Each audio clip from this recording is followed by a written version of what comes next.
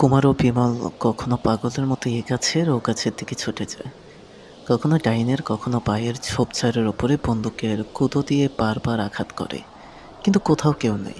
অথচ অট্ট অট্ট হাসির তরঙ্গের পর তরঙ্গ আসছে প্রতি ঝোপের ভেতর থেকে, প্রতি গাছের আড়াল থেকে এই অদ্ভুত হাসির জন্ম যেন সর্বত্রই। যেমন আচম্বিতে জেগেছিল, তেমনি হঠাৎ আবার থেমে গেল হাসির হল্লোর। কেবল শোনা যেতে লাগলো সুদূরের সঙ্গীত লহরী। বিমল কান পেতে শুনে বলল, জয়ন্তবাবু, এবারে কেবল কান নয়, আর একটা শব্দ শুনতে পাচ্ছেন? জয়ন্ত বলল, হুম। বনময় ছড়ানো শুকনো পাতার উপরে পড়ছে যেন তালে তালে শত শত পা। বোধহয় মাঠের বন্ধুরা বনে ঢুকছে, কিন্তু এবারে তারা আর নিঃশব্দে আসছে না। বিমল বলল, ছোট কুমার, যত জোরে পারো ছোট।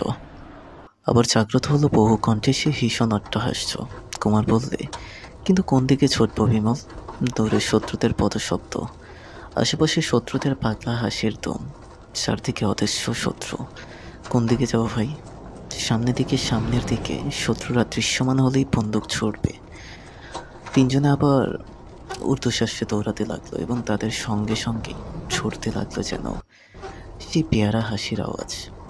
এইটুকুই কেবল বোঝা গেল যে তাদের এপাশ ওপাশে পেছনে জাগ্রত অট্টহাসি থাকলেও সামনের দিকে হাসি এখন একেবারেই নীরব, যেন সেই অপার্থিব হাসি তাদের সম্মুখের পথ রোধ করতে চায় না, যেন কারা তাদের ওই দিকের তাড়িয়ে নিয়ে যেতে চায়। প্রায় 12-13 মিনিট ধরে তারা ছুটে চলল এইভাবেই, এবং এর মধ্যে সেই হাসির স্রোত বন্ধ হলো না একবারও। তারপরেই থেমে গেল হাসি, শেষ হয়ে গেল বনের পথ, এবং সামনে দেখা গেল পথ জুড়ে দাঁড়িয়ে আছে খুব উঁচু একটা প্রাচীর। কুমার হতাশভাবে দাঁড়িয়ে পড়ে বললে, সামনের পথ বন্ধ, এখন আমরা কি করব? বিমল ও জয়ন্ত উপায়হীনের মতো এদিক ওদিক তাকাতে লাগলো। হঠাৎ বনের ভেতর জাগলো আবার শত শত পায়ের আঘাতে শুকনো পাতার আর্তনাদ। জয়ন্ত বলল, এবারে পায়ের শব্দ আসছে আমাদের দুপাশ আর পেছন থেকে। আমাদের সম্মুখে রয়েছে খাড়া দেয়াল, আর আমাদের পালাবার উপায় নেই। বিমল স্নান হাসি এসে বললে, আমরা পালাচ্ছি না, রিট্রিট করছি। জয়ন্ত হাসবার চেষ্টা করে বলল, বেশ, মানলাম, এসব হচ্ছে আমাদের ট্যাকটিক্যাল মুভমেন্টস, কিন্তু এবারে আমরা কোন দিকে যাত্রা করব? বিমল বলল, সামনের দিকে ভালো করে চেয়ে দেখুন। আমাদের সম্মুখের দেয়ালের গায়ে রয়েছে একটা ছোট দরজা, ওর পাল্লাও বন্ধ নেই। জয়ন্ত দুপা এগিয়ে ভালো করে দেখে বুঝলে বিমলের কথা সত্য। তারপর বলল, দেখছি অন্ধকারে আপনার চোখ আমাদের চেয়ে ভালো চলে, কিন্তু ওর ভেতরে ঢুকলে কি আর আমরা বেরিয়ে আসতে পারবো? বেশ বোঝা যাচ্ছে দুই পাশের আর পেছনের অদৃশ্য শত্রুরা অট্টহাস্য আর পায়ের শব্দ করে আমাদের এই দিকেই তাড়িয়ে আনতে চায়। শিকারীরা বাঘ সিংহকে যেমনভাবে নির্দিষ্ট পথে চালনা করে ফাঁদে ফেলে, শত্রুরাও সেই কৌশল অবলম্বন করেছে। বিমল বলল, ঠিক, তাদের উদ্দেশ্য আমি বুঝতে পেরেছি। তারা আমাদের ঢোকবার সুবিধা হবে বলে দয়া করে তারা দরজার পাল্লা দুখানাও খুলে রেখেছে। অতএব তাদের ধন্যবাদ দিয়ে আমাদের এখন দরজার ফাঁকেই মাথা গলাতে হবে, কারণ পায়ের শব্দ আর দূরে নেই। কুমার বলল, দরজার ওপাশে যদি নতুন বিপদ থাকে, অকুতোভয়ে সেই বিপদকে আমরা বরণ করব বলে বিমল বন্দুক উদ্যত করে সর্বাগ্রে দরজার ভেতরে গিয়ে ঢুকলো। তার পেছন পেছন গেল কুমার ও জয়ন্ত। ভেতরে ঢুকে তারা অবাক হয়ে দেখল একটা বৃক্ষহীন তৃণহীন ছোটখাটো ময়দানের মতো জায়গা, এবং তার চারদিকেই প্রায় 4 তলার সমান উঁচু প্রাচীর। হঠাৎ দেখলে মনে হয় যেন সর্বহারা মরুভূমির খা খা করা ভয়াল স্তব্ধতাকে সেখানে কেউ প্রাচীর তুলে কয়েদ করে রেখেছে। জয়ন্ত বলল, এর মানে কি? একটা মাঠকে এমন উঁচু প্রাচীর দিয়ে ঘিরে রাখা হয়েছে কেন? বিমল অল্পক্ষণ চুপ করে থেকে বলল, অনেকদিন আগে আমরা গিয়েছিলাম চম্পাদ্বীপে। কুমার, আজকের এই গর্জন শুনে কি সেখানকার কোনো জীবের কথা মনে পড়ে না? কুমার বলল, এরা কি এখানে আমাদের বন্দি করে রাখতে চায়? যেন তারা জিজ্ঞাসার উত্তরেই তাদের পেছনকার দরজার পাল্লা দুখানা বন্ধ হয়ে গেল সশব্দে। বিমল দৌড়ে গিয়ে দরজা ধরে টানটানি করে বলল, হ্যাঁ কুমার, অমৃত দ্বীপে এসে আমাদের ভাগ্যে উঠবে বোধ হয় নিছক গরলেই। এ দরজা এমন মজবুত যে মস্ত হস্তিও এর কিছুই করতে পারবে না। এতক্ষণ লক্ষ্য করে দেখিনি, কিন্তু এ হচ্ছে পুরো লোহার দরজা, আর এই পাঁচিল হচ্ছে পাথরের। এই দরজা আর পাঁচিল ভাঙতে হলে কামানের দরকার। অংশার চারদিকে নিস্তব্ধতা খণ্ড খণ্ড হয়ে গেল ভয়াবহ গর্জনের পর গর্জনে। সে যে কি বিকট, কি বীভৎস, কি ভৈরব হুঙ্কার, ভাষায় তা প্রকাশ করা অসম্ভব। পৃথিবীর মাটি আকাশের চাঁদ দ্বারা নিশীথ রাতের বুক সে হুঙ্কার শুনে যেন কেঁপে কেঁপে উঠল, যেন বিশ্বগ্রাসী ক্ষুধায় ছটফট করতে করতে বহুদিনের উপবাসী কোনো অতিকায় দানব হিংস্র বিষাক্ত চিৎকারের পর চিৎকার করে হঠাৎ আবার স্তব্ধ হয়ে পড়ল। বিমল, কুমার ও জয়ন্ত খানিকক্ষণ স্তম্ভিত ও বোবার মতো দাঁড়িয়ে রইল। সর্বপ্রথমে কথা কইলে জয়ন্ত কম্পিত স্বরে সে বলল, এ কোনো জীবের গর্জন বিমলবাবু? এ কোন জীবের গর্জন বিমলবাবু? 40-50টা সিংহ যে একসঙ্গে এত জোরে গর্জন করতে পারে না, এরকম ভয়ানক গর্জন করবার শক্তি কি পৃথিবীর কোনো জীবের আছে? কুমার বলল, মনে মনে আমিও সেই কথাই ভাবছিল। বিমল বলল, কিন্তু আন্দাজ করতে পারছো কি এই জীবনটা কোত্থেকে গর্জন করছে? মনে হচ্ছে যেন সে আছে আমাদের খুব কাছে, অথচ এই পাঁচিল ঘেরা জায়গাটার মধ্যে চাঁদের আলোর কোনো জীবের ছায়া পর্যন্ত দেখা যাচ্ছে না। জয়ন্ত বলল, কিন্তু পূর্ব দিকে খানিক দূরে তাকিয়ে দেখুন, ওখানে চাঁদের আলোয় জলের মতোই কি চকচক করছে না? বিমল খানিকক্ষণ সেই দিকে তাকিয়ে থেকে বলল, হ্যাঁ জয়ন্তবাবু, ওখানে একটা জলাশয়ের মতন কিছু আছে বলেই মনে হচ্ছে। কুমার বলল, একটু এগিয়ে দেখবো নাকি? বিমল খপ করে কুমারের হাত চেপে ধরে বলল, খবরদার কুমার, ওদিকে যাওয়ার নামও করো না। কেন বিমল? ওদিকে তো কেউ নেই। হ্যাঁ, চোখে কারোকে দেখা যাচ্ছে না বটে, কিন্তু আগে এখানকার ব্যাপারটা তলিয়ে বুঝে দেখো। প্রথমে ধরো, রীতিমতো মাঠের মতন এমন একটা জায়গা অকারণে কেউ এত উঁচু পাথরের প্রাচীর দিয়ে ঘিরে রাখে না। এখানটা ঘিরে রাখবার কারণ কি? দ্বিতীয়ত, পাঁচিলের এই দরজা পুরো লোহা দিয়ে তৈরি কেন? এই ফর্দা জায়গায় এমন কি বিভীষিকা আছে যাকে এখানে ধরে রাখবার জন্য অমন মজবুত দরজার দরকার হয়? তৃতীয়ত, পাঁচিল ঘেরা এতখানি জায়গার ভেতরে দ্রষ্টব্য আর কিছুই নেই, না গাছপালা, না ঘরবাড়ি, না জীবনের চিহ্ন। আছে কেবল একটা জলাশয়। কেন ওখানে জলাশয় খাড়া রয়েছে? ওর ভেতরে কি আছে? আমাদের খুব কাছে এখনই যে দানব জানোয়ারটা বিষম গর্জন করলে কে বলতে পারে সে জলাশয়ে বাস করে কিনা? হয়তো সেও উভচর, জলে স্থলে তার অবাধ গতি। ওদিকে যাওয়া নিরাপদ নয় কুমার, ওদিকে যাওয়া নিরাপদ নয়। জয়ন্ত শিউরে উঠে বলল, তবে কি ওই দানবের খোরাক হওয়ার জন্যই আমাদের তাড়িয়ে এইখানে নিয়ে আসা হয়েছে? আমারও তাই বিশ্বাস। কুমার বললে, ওই বিভীষিকা যদি স্থলচর হয় তাহলে আমরা তো এখান থেকেও বাঁচতে পারবো না। সে তো আমাদের দেখতে পেলে আক্রমণ করবে। তখন কি হবে? তখন বর্ষা আমাদের এই 3টে অটোমেটিক বন্দুক, কিন্তু এই বন্দুক 3টে যে নিশ্চয়ই আমাদের প্রাণ রক্ষা করতে পারবে একথা জোর করে বলা যায় না। চম্পাদ্বীপে আমরা এমন সব জীব ও স্বচক্ষে দেখেছি যাদের কাছে বন্দুকও হচ্ছে তুচ্ছ অস্ত্র। জয়ন্ত কিছু না বলে প্রাচীরের কাছে গিয়ে দাঁড়ালো। তারপর প্রাচীরের গায়ে হাত বুলিয়ে বললে, দেখছি প্রাচীরের গা তেলা নয়, রীতিমতো অ্যাপ্রো খ্যাপ্রো, ভালো লক্ষণ। বিমল বলল, প্রাচীরের গা অসমতল হলে আমাদের কি সুবিধা হবে জয়ন্তবাবু? জয়ন্ত সে কথার জবাব না দিয়ে বলল, বিমলবাবু, যদি একগাছা হাত 40-50 লম্বা দড়ি পেত তাহলে আমাদের আর কোনোই ভাবনা ছিল না। বিমল বিস্মিত স্বরে বলল, দড়ি? দড়ি নিয়ে কী করবেন? দড়ি তো আমার কাছেই আছে জয়ন্তবাবু। আমি আর কুমার হচ্ছি 1 নম্বরের ভব ঘুরে, পথে পা বাড়ালেই সব কিছুর জন্যই প্রস্তুত হয়ে থাকি। আমাদের দুজনের পাশে ঝুলছে এই যে 2টো ব্যাগ, এর মধ্যে আছে দস্তর মতো সংসারের এক একটি ক্ষুদ্র সংস্করণ। আমার ব্যাগে আছে 60 হাত মেনিলা দড়ি। জানেন তো, দেখতে সরু হলেও মেনিলা দড়িতে সিংহকে বেঁধে রাখা যায়। জয়ন্ত বলল, উত্তম। আর চাই একটা হাতুড়ি আর এক কাছা হুক। ও দুটি জিনিস আছে কুমারের ব্যাগে। চমৎকার। তাহলে আমার সঙ্গে আসুন। আমি চাই আর পাঁচিলের একটা কোণ বেছে নিতে। সেখানে গেলে হাত বাড়িয়ে পাবো দুদিকের দেওয়াল। জয়ন্ত পায়ে পায়ে এগুলো। কিছুই বুঝতে না পেরে বিমল ও কুমারও চলল তার পেছনে পেছনে।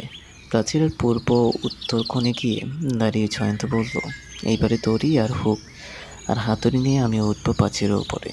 তারপর টঙে গিয়ে দুখানা পাথরের চোরের মুখে হুক বসিয়ে তার সঙ্গে দড়ি বেঁধে নিচে ঝুলিয়ে দেব। তারপর আপনার দুজনে একে একে দড়ি ধরে ওপরে গিয়ে উঠবেন। তারপর সেই দড়ি পেয়েই প্রাচীরের ওপরে পৃথিবীর মাটিতে অবতীর্ণ হতে বেশিক্ষণ লাগবে না। বিমল খিলখিল করে হেসে উঠে বলল, বাহ, সর্বত্র তো জলের মতন বেশ বোঝা গেল। কিন্তু জয়ন্তবাবু প্রথমেই বিড়ালের গলায় ঘণ্টা বাঁধবে কে? অর্থাৎ পাঁচিলের টঙে গিয়ে চড়বে কে? আপনি, না আমি, না কুমার। দুঃখের বিষয় আমরা কেউই টিকটিকির মূর্তি ধারণ করতে পারি না। জয়ন্ত বলল, বিমলবাবু, আমি ঠাট্টা বা আকাশকুসুম চয়ন করছি না। কিছুক্ষণ আগে নিউ ইয়র্ক টাইমসে আমি কারাগার থেকে পলায়নের এক আশ্চর্য খবর পড়েছিল। কাল্পনিক নয়, সম্পূর্ণ সত্য কাহিনী। আমেরিকার এক নামজাদা খুন ডাকাতকে সেখানকার সবচেয়ে সুরক্ষিত জেলখানায় বন্দি করে রাখা হয়। সে জেল ভেঙে কখনো বন্দি কখনো পালাতে পারেনি। তার চারদিকে ছিল অত্যন্ত উঁচু প্রাচীর। কিন্তু ওই ডাকাতটাই এক অদ্ভুত উপায়ে সেই পাঁচিলও পার হয়ে পালিয়ে গিয়েছিল। উপায়টা যে কি, মুখে বলে আপনারা তা অসম্ভব বলে মনে করবেন, আর খবরটা প্রথমে পড়ে আমি অসম্ভব বলেই ভেবেছিলাম। কিন্তু কিছুক্ষণ ধরে অভ্যাস করবার পর আমিও দেখলাম উপায়টা দুঃসাধ্য হলেও অসাধ্য নয়। তবে সাধারণ মানুষের পক্ষে এই উপায়টা চিরদিনই অসম্ভব হয়ে থাকবে বটে। কারণ এই উপায় যে অবলম্বন করবে তার পক্ষে দরকার কেবল হাতে পায়ের কৌশল নয়, অসাধারণ দেহের শক্তি। বিমল কৌতূহলে প্রদীপ হয়ে বললে, জয়ন্তবাবু, শিগগির বলুন, সে উপায়টা কি? জয়ন্ত বলল, উপায়টা এমন ধারণাতীত যে মুখে বললে আপনারা বিশ্বাস করবেন না। তার চেয়ে এই দেখুন, আপনাদের চোখের সম্মুখে আমি নিজেই সেই উপায়টা অবলম্বন করছি বলেই সে দুই দিকের প্রাচীর যেখানে মিলেছে সেই কোণে গিয়ে দাঁড়ালো। তারপর বিমল ও কুমার যে অবাক করা ব্যাপারটা দেখলে কোনোদিনই সেটা তারা সম্ভবপর বলে মনে করেনি। জয়ন্ত কোণে গিয়ে দুই দিকের প্রাচীরে দুই হাত ও দুই পা রেখে কেবল হাত ও পায়ের ওপরে প্রবল চাপ দিয়ে উপরের দিকে উঠে যেতে লাগলো।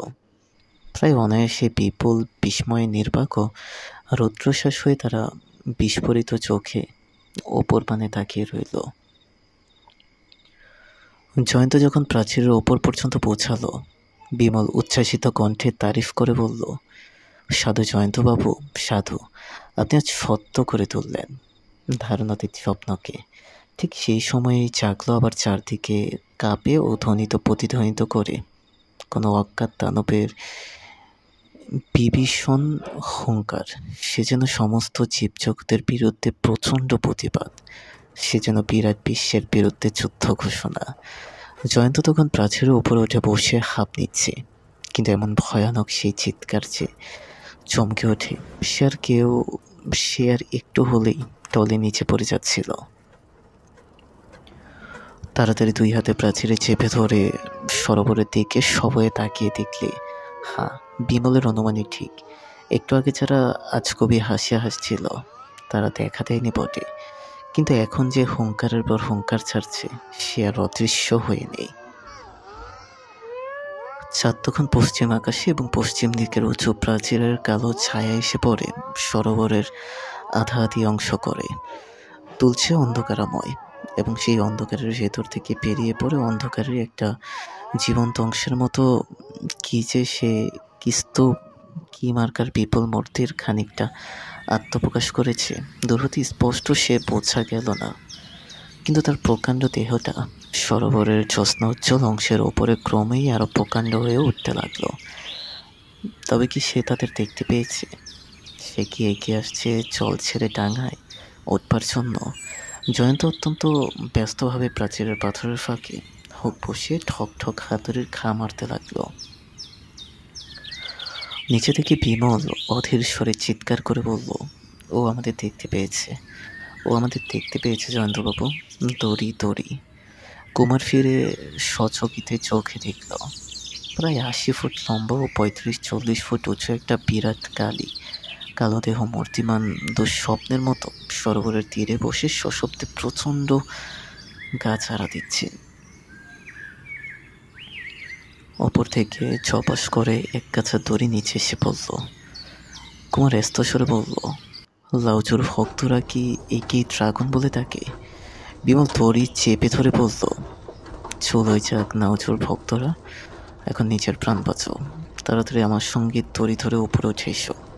তারা একে একে প্রাচীর ওপরে মাটির নিচে নেমে আড়ষ্ট শুনলেন। তারা একে একে প্রাচীর ওপরে মাটির ওপরে গিয়ে নেমে আড়ষ্টভাবে শুনলে ওধার থেকে ঘন ঘন যাচ্ছে মহারুদ্র দানবের হতাশ হুঙ্কার।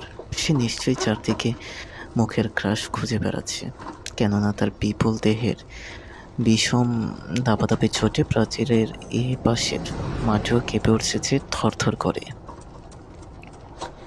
কুমার শ্রেন্তের মতো কপালের ঘাম মুছতে মুছতে বলছে, দানবটার ১ মিনিট আগে আমাদের দেখতে পেলে আমরা বাঁচতুম না। বিমল গম্ভীর স্বরে বলল, এখন আমাদের বাঁচবার সম্ভাবনা নেই কুমার। ডাইনে বামে সামনে দিকে চেয়ে দেখো, সর্বনাশ। আবার সেই অপার্থিব দৃশ্য। তারা দাঁড়িয়ে আছে প্রান্তরের মতোই একটা স্থানে, এবং সেই প্রান্তরের যেদিকে তাকানো যায় সেই দিকেই চোখে পড়ে কলে চলা পুতুলের মতন দলে দলে মানুষ মূর্তি অর্ধচন্দ্রাকারে এগিয়ে আসছে তাদের দিকে। এগিয়ে আসছে নীরব নিঃশব্দ নিষ্ঠুর সব মূর্তি। পেছনে প্রাচীর এবং সামনে দুই পাশে রয়েছে এই অমানসিক মানুষের দল। এবার আর পালাবার কোনো পথই খোলা নেই। জয়ন্ত অবসন্নের মতো বসে পড়ে বললে, আর কোনো চেষ্টা করা বৃথা। সেই ভয়ানক অর্ধচন্দ্র বুহ এমনভাবে ৩ দিক আগলে এগিয়ে আসছে যে মুক্তি লাভের কোনো পথ আর খোলা রইল না। বউ যারা গঠন করেছে তাদের দিকে তাকালেও বুক করতে থাকে ছ্যাঁত। তারা মানুষ না, অমানুষ। তারা যখন মাটির ওপরে পথ সঞ্চারণ করে অগ্রসর হচ্ছে, তখন তাদের জ্যান্ত মানুষ বলে না মেনে উপায় নেই। কিন্তু দেখলে মনে হয় যেন দলে দলে কবরের মরা হঠাৎ কোনো মোহিনী মন্ত্রে পদচালনা করবার শক্তি অর্জন করেছে। এবং এবারেও সবাই লক্ষ্য করল যে কেবল 2 পা ছাড়া তাদের প্রত্যেকেরও অন্যান্য অঙ্গপ্রত্যঙ্গ ঠিক যেন মৃত্যু আড়ষ্ট হয়ে আছে। অর্ধচন্দ্র বুহের 2 প্রান্ত বিমলদের পেছনকার প্রাচীরের 2 দিকে সংলগ্ন হলো। মাঝে থাকলো একটুখানি ফাঁক, মাত্র ফাঁক। সেখানে অবাক ও অভিভূত হয়ে দাঁড়িয়ে রইল তারা 3 জনে। এদের উদ্দেশ্য কি? এরা তাদের বন্দি করতে না বধ করতে চায়? এদের মুখ দেখে কিছু বোঝা অসম্ভব, কারণ মরার মুখের মতো কোনো মুখই কোনো ভাব প্রকাশ করছে না। কেবল তাদের অপলক চোখে চোখে চলছে যেন নিষ্পম অগ্নিশিখা, যা দেখলে হয় হৃদকম্পন। কুমার মরিয়ার মতন চিৎকার করে বলল, কপালে যা আছে বুঝতে পারছি, আমি কিন্তু পোকার মতন ওদের পায়ের তলায় পড়ে প্রাণ দিতে রাজি নয়। যতক্ষণ শক্তি আছে বিমল, বন্দুক ছোড়ো। সঙ্গে সঙ্গে শতকণ্ঠে আবার জাগ্রত অট্টহাস্যের পর অট্টহাস্যের উচ্ছ্বাস। সঙ্গে সঙ্গে প্রাচীরের ওপার থেকে ভীষণ হুঙ্কার করে সাড়া দিতে লাগলো সেই শিকার বঞ্চিত হতাশ দানব যন্ত্রটা। সেই সমান ভয়াবহ হাস্য ও গর্জনের প্রচণ্ডতায় চতুর্দিকে হয়ে উঠলে যেন বিষাক্ত। এই দানবটা যেন যাচ্ছে পেটের জ্বালায় অস্থির হয়ে। কিন্তু এই মূর্তিমান প্রেতগুলো এত হাসে কেন? বিমল বললে, জাহাজের সঙ্গে সঙ্গে সমুদ্রে যে মূর্তিটা ভেসে আসছিল তাকেও দেখতে ঠিক এদের মতো। সেও হয়তো এই দলের আছে। কুমার তখন তার বন্দুক তুলেছিল, কিন্তু হঠাৎ কি ভেবে বন্দুক নামিয়ে বলল, বিমল, একটা কথা মনে হচ্ছে। কি কথা? লাউচুর মূর্তিটা আমার সঙ্গেই আছে জানতো। তাও সাধুরা বলে সে মূর্তি মন্ত্রপুত, আর তাকে সঙ্গে না আনলে এ দ্বীপে আসা যায় না। বিমল কতটা আশ্বস্ত স্বরে বলল, ঠিক বলেছ কুমার, এতক্ষণ এ কথা আমি ভুলেই গিয়েছিলাম। ওই মূর্তির লোভে কলকাতায় মানুষের পর মানুষ খুন হয়েছে, তার এত মহিমা কিসের? এইবারে হয়তো বুঝতে পারা যাবে। বার করো তো একবার মূর্তিটাকে, দেখি সেটা দেখে ওই ভূতগুলো কি করে। কুমার তাড়াতাড়ি ব্যাগের ভেতর থেকে জেট পাথরে করা রামসাগলে চড়া সাধক লাউচুর সেই অর্ধপ্তত অর্ধশীতল মূর্তিটা পার করে ফেলল এবং ডান হাতে করে এমনভাবে তাকে মাথার উপরে তুলে ধরল যে সকলেই তাকে স্পষ্ট দেখতে পেল। ফল হলো কল্পনাতীত। মুহূর্তের মধ্যে বন্ধ হয়ে গেল অট্টহাস্য এবং আচম্বিত, যেন কোনো অদৃশ্য বৈদ্যুতিক শক্তির ধাক্কা খেয়ে সেই শত শত আড়ষ্ট মূর্তি অত্যন্ত তাড়াতাড়ি পিছিয়ে যেতে যেতে ছত্রভঙ্গ হয়ে নানা দিকে ছড়িয়ে পড়তে লাগলো। জয়ন্ত, বিমল ও কুমার তিনজনের অত্যন্ত বিস্মিতের মতো একবার ওর মুখের দিকে, একবার সেই পশ্চাৎপদ বিবর্ষ মূর্তিগুলোর দিকে শিরে শিরে তাকাতে লাগলো বারংবার। অবশেষে ছাপ ছেড়ে জয়ন্ত বলল, এতটুকু মূর্তির এত বড় গুণ, এ কথা যে বিশ্বাস করতেও প্রবৃত্তি হচ্ছে না। বিমল বলল, এতক্ষণে বোঝা গেল এই দ্বীপে ওই পবিত্র মূর্তি হবে আমাদের রক্ষা কবচের মতো। ওকে সঙ্গে করে এখন আমরা যেখানে খুশি যেতে পারি। জয়ন্ত বলল, না বিমলবাবু, না, এই সৃষ্টি ছাড়া দ্বীপ আমাদের মতন মানুষের জন্য তৈরি হয়নি। এখানে পদে পদে যত সব অস্বাভাবিক বিপদ আমাদের জন্য অপেক্ষা করছে। এরপর হয়তো লাউচুর মূর্তিও আর আমাদের বাঁচাতে পারবে না। আমি চাই নদীর ধারে যেতে, সেখানে বাঁধা আছে আমাদের নৌকা। কুমার বলল, আপাতত আমিও জয়ন্তবাবুর কথাই সায় দিই। আবার যদি এখানে আসি, দলে ভারী হয়ে আসবো। কিন্তু নদী কোন দিকে? বিমল বলল, নিশ্চয়ই পশ্চিম দিকে। ওই দেখো, চাঁদের আলো নিভে আসছে, পূর্বের আকাশ ফর্সা হচ্ছে, যেন সমুদ্র জল স্বপ্নের মতো স্নিগ্ধতার মধ্যে দেখা গেল প্রান্তরের মাঝে দাঁড়িয়ে আছে তাল জাতীয় তরুকুঞ্জ ও ছোট ছোট বন। এতক্ষণ যারা এসে এখানে বিভীষিকা সৃষ্টি করেছিল, সেই অপার্থিব মূর্তিগুলো এখন অদৃশ্য হয়েছে চোখের আড়ালে। কোথায়? বিমল সব দিকে চোখ বুলিয়ে বলল, আর বোধ হয় এরা আমাদের ভয় দেখাতে আসবে না। চলল কুমার, আমরা ওই বনের দিকে যাই। খুব সম্ভব ওই বনের পরেই পাবো নদী।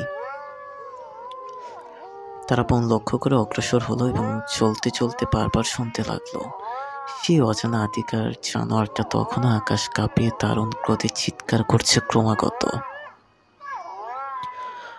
প্রায় সিকিমাইক বন্ধ চলবার পর বনের কাছে এসে তারা শুনতে পেল গাছে গাছে জেগে ওঠে ভোরের পাখিরা গাইছে নতুন উষার প্রথম জয়গীতি। আধার তখন নিঃশ্বাসে পালিয়ে গেছে কোথায় কোনো দুঃস্বপ্ন লোকের অন্তপুরে। দানবের চিৎকারও থেমে গেল। হয়তো সেও ফিরে গেল হতাশ হয়ে তার পাতালপুরে।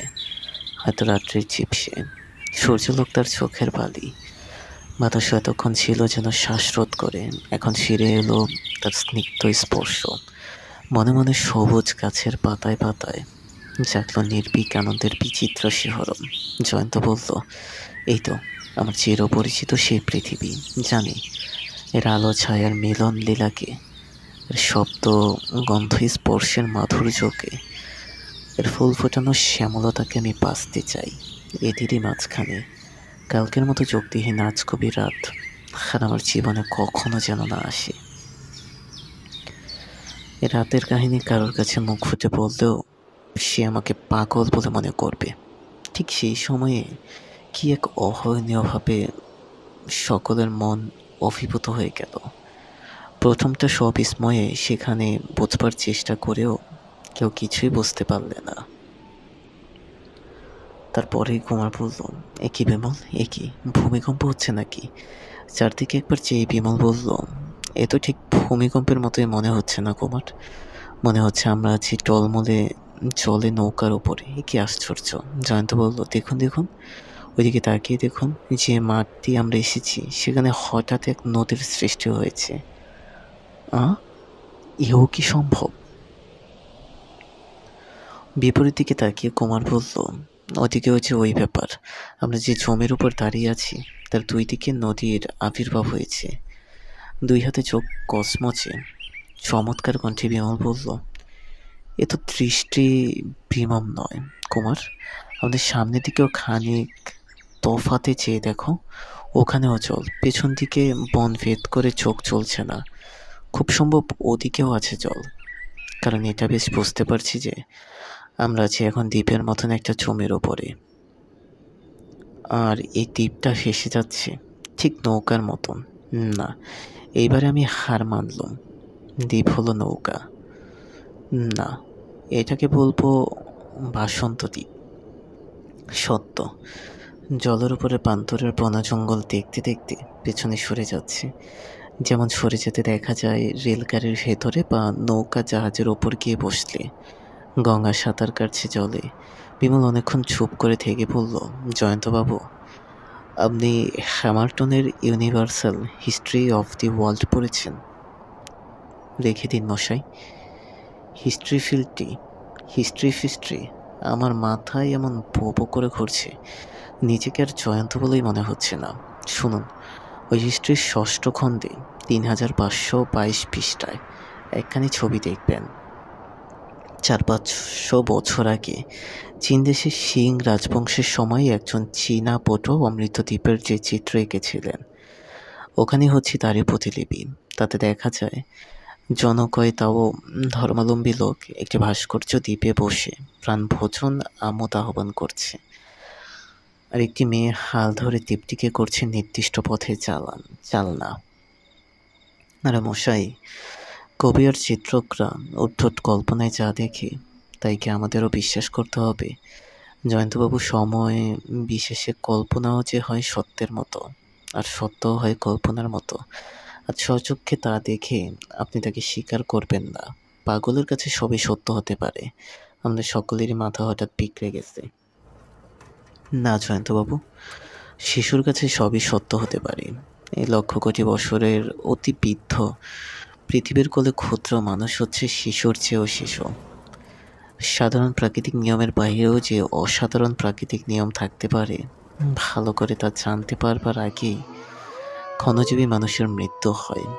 আজ লোহা জলে ভাসে, ধাতু আকাশে ওড়ে, বন্দি বিদ্যুৎ গোলামি করে শূন্য দিয়ে 7 সাগর পেরিয়ে বেতারে মানুষের চেহারা আর কণ্ঠস্বর ছোটাছুটি করে। ছবি জ্যান্ত হয়ে কথা কয়, রসায়নাগারে নতুন জীবের সৃষ্টি হয়। কিছুকাল আগেও এসব ছিল সাধারণ প্রাকৃতিক নিয়মের বাইরে, আজ কবি কল্পনার মতো।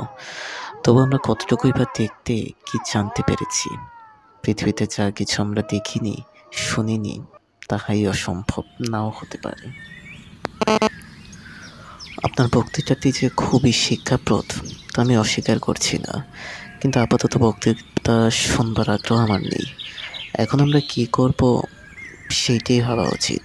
এদ্রিপ আমাদের নিয়ে জলপথে হয়তো নিরুদ্দেশ যাত্রা করতে চায়। এখন আমাদের কি করা উচিত? কুমার বলল, আমাদের উচিত জলে ঝাঁপ দেওয়া। জয়ন্ত বলল, কিন্তু সঙ্গে সঙ্গে যদি তরল জল আবার কঠিন মৃত্তিকায় পরিণত হয়, তাহলেও আমি আর অবাক হব না। বিমল বলল, কিংবা জলের ভেতরে আবার দেখা দিতে পারে তলে তলে জ্যান্ত মরা। কুমার শিউরে ওঠে ব্যাগটা টিপে টিপে অনুভব করে দেখল লাউচুর মূর্তিটা যথাস্থানে আছে কি না।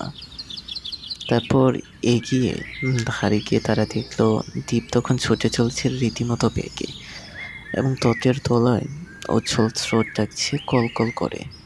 নদীর আকার তখন চওড়া হয়ে উঠেছে এবং খণ্ডদ্বীপের দুই দিকে দুই তীর সরে গেছে অনেক দূরে। জয়ন্ত আবার বলল, এখন উপায় কি বিমলবাবু? কি আমরা করব? বিমল বলল, এখানে জল স্থল দুই বিপজ্জনক, বাকি আছে শূন্যপথ, কিন্তু আমাদের টানা নেই। কুমার বলল, নদীর সঙ্গে আমরা যাচ্ছি সমুদ্রের দিকে।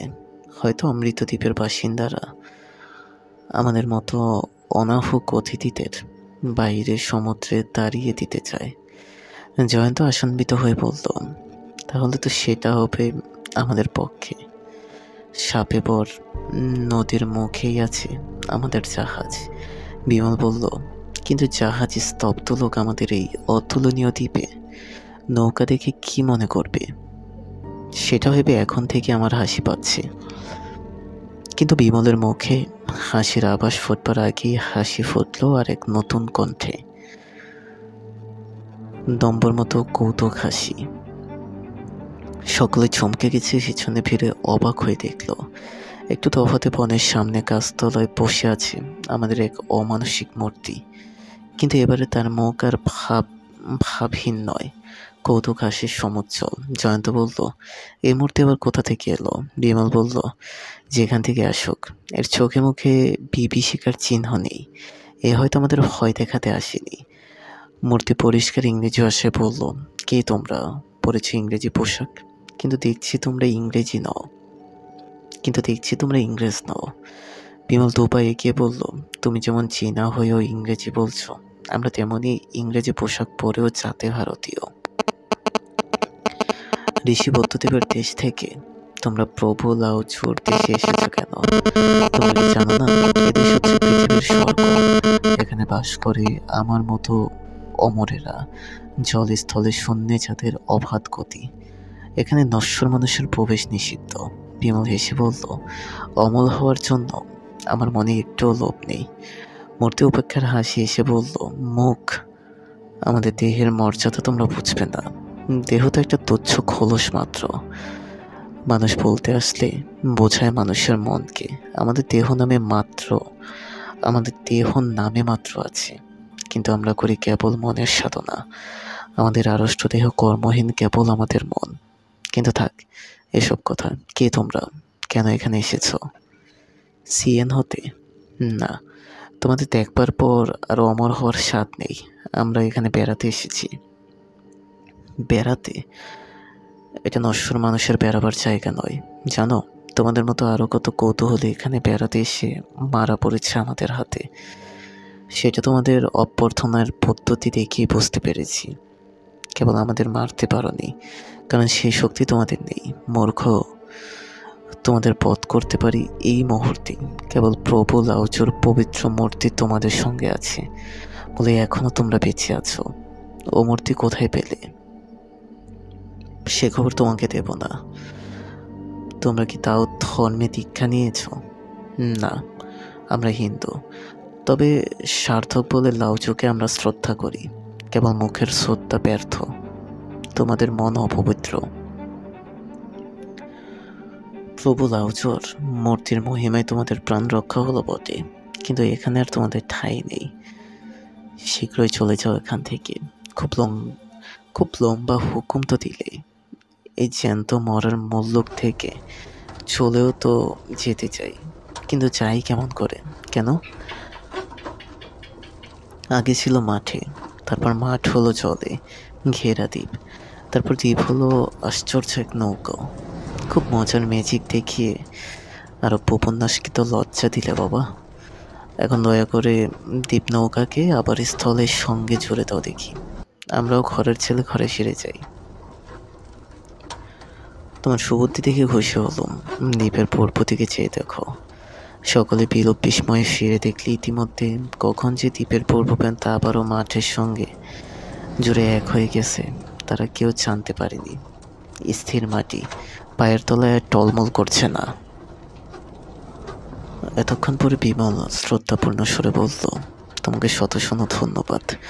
এখান থেকে সোজা পশ্চিম দিকে গেলেই দেখবেন নদীর ধারে তোমাদের নৌকা বাঁধা আছে। যাও। পর মুহূর্তেই আরেক অদ্ভুত দৃশ্য। সেই উপবিদ্য মূর্তি আরম্ভিতে বিনা অবলম্বনে শূন্য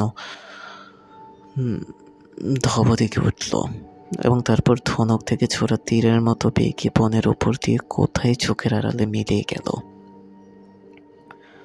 কুমার হতভম্বের মতো বলল, এ কি দেখলাম বিমল, এ কি দেখলাম? বিমল বলল, আমি কিন্তু এই শেষ ম্যাজিকটা দেখে আশ্চর্য বলে মনে করছি না। জয়ন্ত বলল, বিমলবাবু, তাহলে আপনার কাছে আশ্চর্য বলে কোনো কিছুই নেই। জয়ন্তবাবু, আপনি কি সেই অদ্ভুত ইংরেজের কথা শোনেননি? টলটল ঠেকারের সঙ্গে আরও অনেক বিশ্ববিখ্যাত লোক স্বচক্ষে দেখে যার বর্ণনা করে গেছেন, তিনি সাধক নন, জাদুকরও নন, আমাদের মতোই সাধারণ মানুষ। কিন্তু তার দেহ শূন্যে উঠে এক জানালা দিয়ে শূন্য পথেই আবার ঘরের ভেতর ফিরে আসতো। দোহাই মশাই, দোহাই, আর নতুন নতুন দৃষ্টান্ত নিয়ে অসম্ভবের স্বাভাবিক ব্যাখ্যা করবেন না। আপনাদের অ্যাডভেঞ্চার আমার ধারণার বাইরে। এখানকার মাটিতে আর 5 মিনিট দাঁড়ালেও আমার হৃদযন্ত্রের ক্রিয়া বন্ধ হয়ে যেতে পারে। অমৃতদ্বীপের আরও কত রহস্য অমৃতদ্বীপের ভেতরেই রেখে তারা খুলে দিলে নৌকার বাঁধন।